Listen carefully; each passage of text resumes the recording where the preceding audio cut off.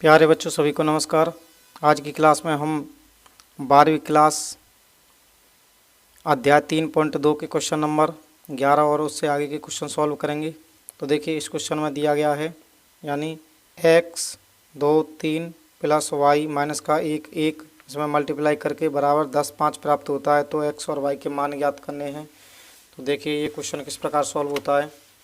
यहाँ पे अब x का गुणा हम इस वाले आव्यूह में करेंगे। तो यहाँ पे देखिए 2x 3x उसके बाद में प्लस ये y का गुणा इस वाले आव्यूह में करेंगे। तो यहाँ पे कितना होगा माइनस का y और ये प्लस का y बराबर 10 5। अब आगे देखिए तो 2x। अब यहाँ पे देखिए ये वाले दोनों आव्यूह हमें जोड़ने हैं। तो किस प्रकार जोड़ेंगे यानी 2x प्लस माइनस क्या हो जाएगा माइनस का y उसके बाद में 3x ये प्लस का y बराबर 10 5। अब हमें पता है कि हमारे दो आव्यूह अगर बराबर हैं तो उनके संगत अवयव भी बराबर होते हैं। तो यहाँ पे 2x माइनस का y बराबर 10 इसे हम समीकरण नंबर 1 नाम देंगे। और 3x प्लस का y बराबर 5 इसे समीकरण नंबर 2 नाम देंगे। इसके बाद में दोनों समीकरणों को जोड़ने पर यानी समीकरण 1 प्लस समीकरण 2। तो इस प्रकार देखिए ये y है माइनस का और ये प्लस का y है तो ये कट जाएंगे हमारे। उसके बाद में 3 और 2 कितना हुआ 5x बराबर 10 और 5 15। उसके बाद में 5 से ये 15 कटेगा 3 बार तो x बराबर 3 प्राप्त होगा। अब x का मान समीकरण 1 में रखने पर तो यहाँ पे देखिए आगे को जब x का मान समीकरण 1 में रखेंगे तो यहाँ पे देखिए x समीकरण 1 दिया गया है 2x माइनस का y बराबर 10। x की जगह पर हमें 3 रखना है यानी 3 यहाँ पे x की जगह पे 3 रख दिया गुणा 2 माइनस का y बराबर 10। तो 3 दूनी 6 बराबर यहाँ पे होगा 3 दूनी 6 माइनस का y बराबर 10। तो y को हम इस साइड में ले जाएंगे। उसके बाद में 10 को इस साइड में लाएंगे तो 6 माइनस का 10 बराबर y। तो y का मान कितना प्राप्त होगा 10 में से 6 गया कितना बचा माइनस का 4। इस प्रकार हमने x और y के मान ज्ञात किए हैं। इसके बाद में देखिए ये हमारा y का मान प्राप्त हुआ है और x का मान हमारा 3 आया है। इसके बाद में हमें करना है क्वेश्चन नंबर 12। तो क्वेश्चन नंबर 12 में देखिए दिया है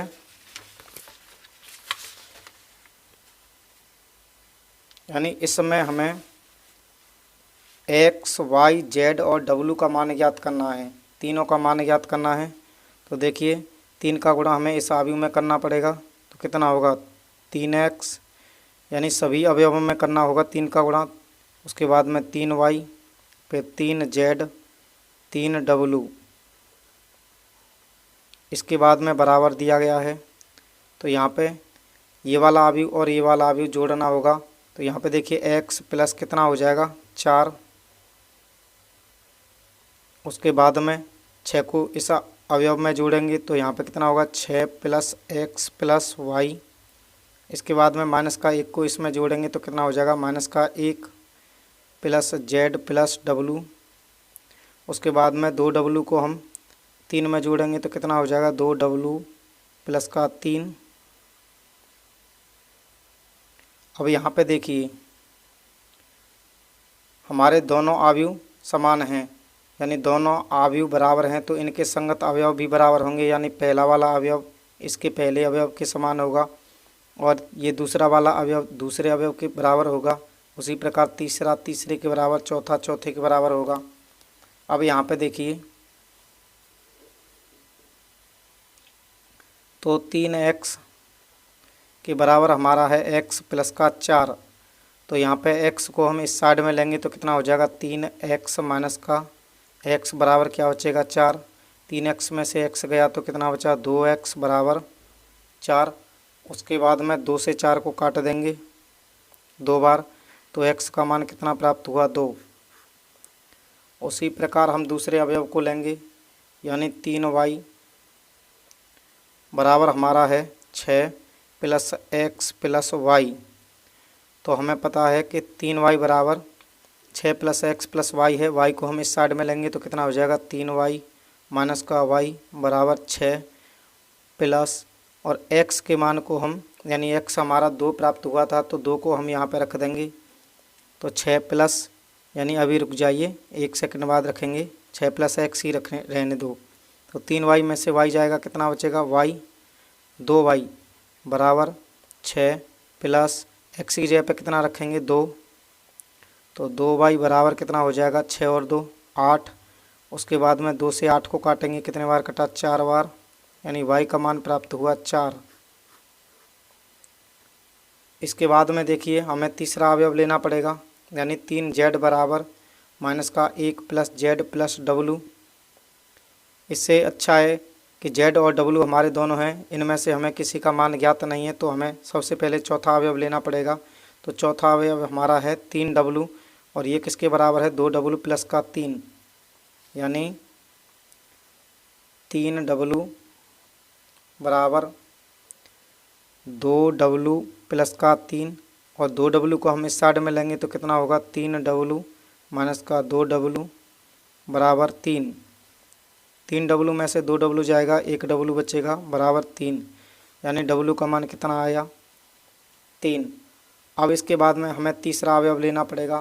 तो देखिए तीसरा अवयव हमें दिया है कि 3z बराबर है माइनस का 1 प्लस z प्लस w। तो